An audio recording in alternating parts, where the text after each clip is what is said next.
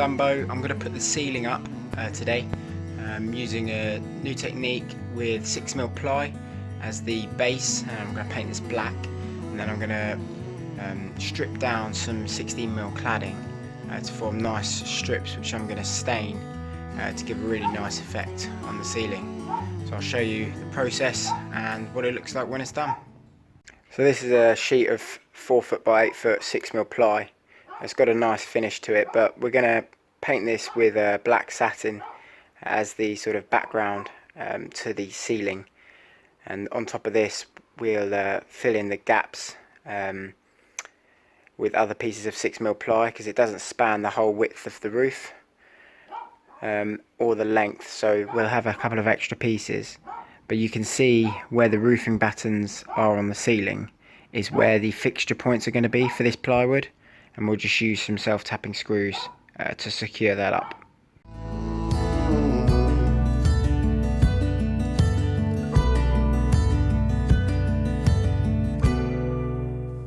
So I've cut this base plywood to 2 meters long.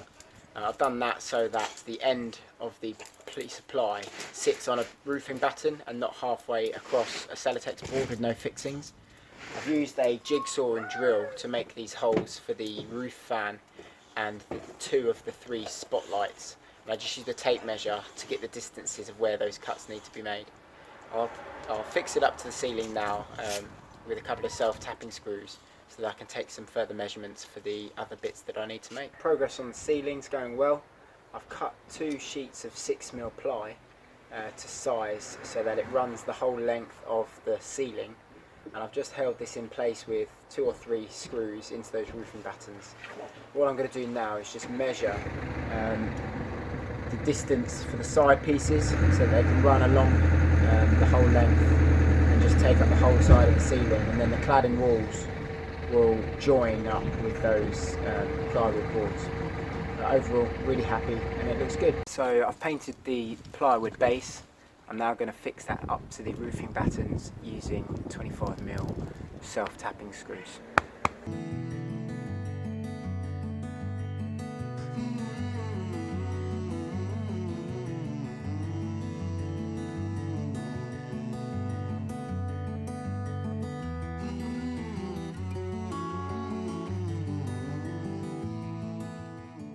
I'm going to cut the length of cladding from 360cm down to 353cm.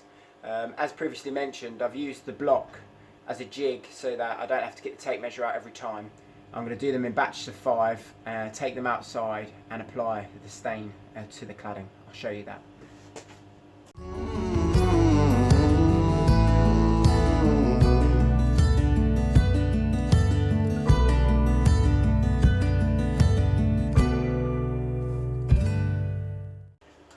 So that's 5 bits of cladding done.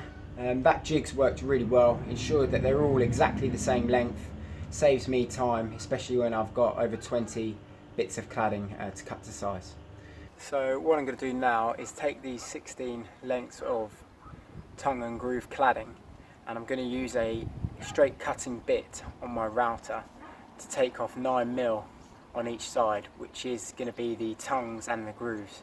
And this will leave a square edge on the cladding, which will work well with the black background, leaving a small gap to make it look like there's a floating effect in the ceiling for the cladding to be dark stained with walnut and look really nice. So I'll show you the trim router now. So this is the router that I'm going to use, and you can see on one side I've screwed this piece of 9mm ply to the base plate, and that's going to basically fill the void once the cutter's taken off that 9mm on the edge, so that it makes a nice straight edge as I go along the edge of the cladding.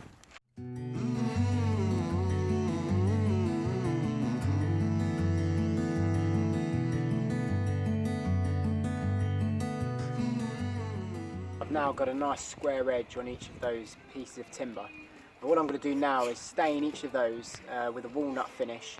It will stand out nicely against the black satin ply background. I've applied 1 coat to this first piece of cladding, and I've got a nice, shows through the grain really well. I'll show you how I do that in a minute. but I'm going to build up the layers until I get it as dark as I would like.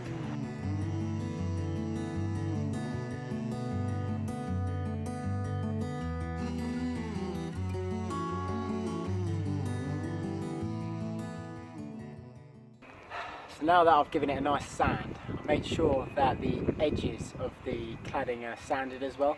So it's not a sharp edge, you want it slightly rounded using a bit of sandpaper. It helps the stain to soak in better on the edges. So what I'm going to do now is I'm going to paint on the stain and then remove immediately with a cotton rag. I'm just using an old t-shirt and it will leave a really nice finish. You can see the grain of the wood through the stain.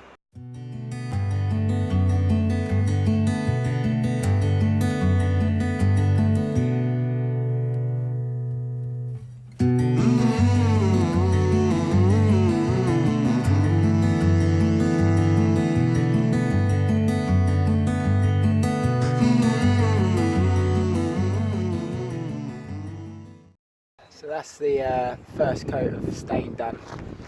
You can see the grain nice and clearly. What I'm going to do is I'm going to repeat the process until I get the shade of walnut that I want.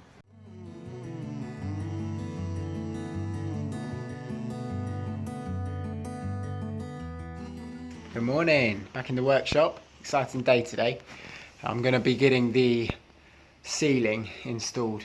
So the pine strips that we've stained with walnut, we're going to install them up. It's really important when using your stain to quickly use a cotton t-shirt to sort of rub it back once the stain's been applied, and you can basically then see the really nice grain of the wood. If you don't immediately remove the stain after you apply it, it dries and then the grain isn't revealed in as much detail. Match up the 11 best slats that you want to use in your roof. So this one, for example, it's got really nice grain on it, whereas another one, like this one, it's not quite as good. So by doing slightly more, you've got more choice to match the shade of the stain and also to get the desired grain. So I've put the first strip of pine cladding down the centre line of the van. And what I'm going to do now is I'm going to work out the gaps that I require between each of these strips. I'm going to mark them using a pencil, and I've cut myself a few offcuts of pine. These can act as spacers, so I'm going to start off by using the gap of 12mm, which is the thickness of these, between each slat, and I'll mark those on with a pencil. And the good thing about these and the nail gun is I'll pin them up to see if I like the size of the gap, and I can always remove those just by pulling the pin out, and it should come off nice and easy.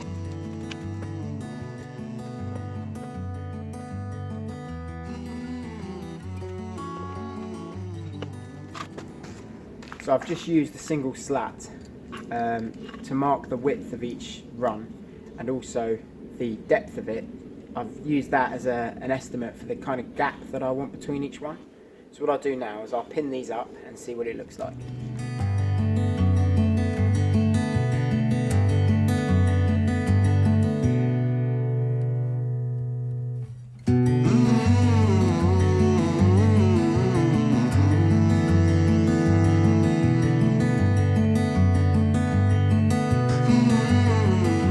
Now they're pinned up, let's take a closer look.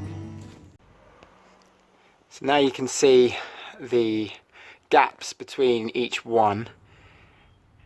It's 12mm, and that's the depth of each slat as well, and I'm really happy with that as a gap.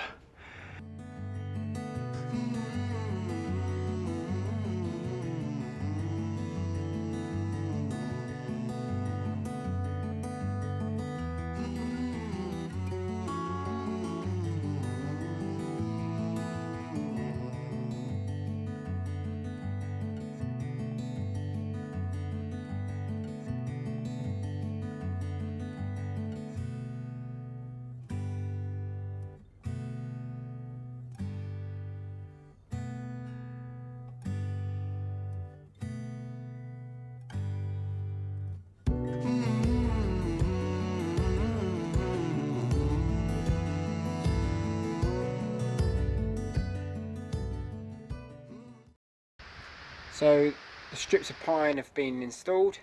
I'm now going to use a jigsaw and a flush trim bit on my router to cut the hole where the roof fan goes.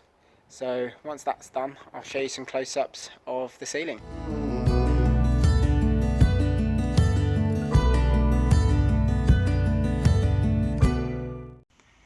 So the ceiling's been installed now. I'm really happy with how it looks. As you can see, we've got that gap between each slat of 12mm.